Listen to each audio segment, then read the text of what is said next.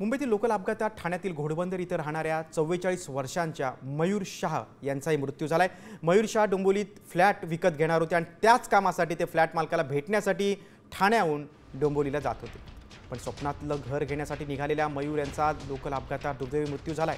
मयूर शाह हे विद्याविहार इथे एका कंपनीत IT इंजिनियर होते। आईबरोबर ते ठाण्यातील घोडबंदर परिसरात राहत होते।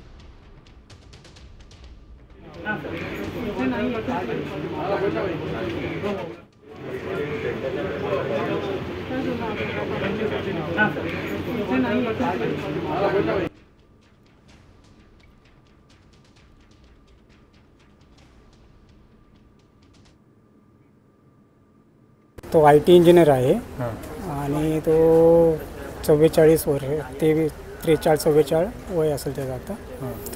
तो राहतो ठाण्यामध्ये इथेच आणि तो त्याचा घाटकोपरला विद्याविहारच्या तिथे त्याचं ऑफिस होतं।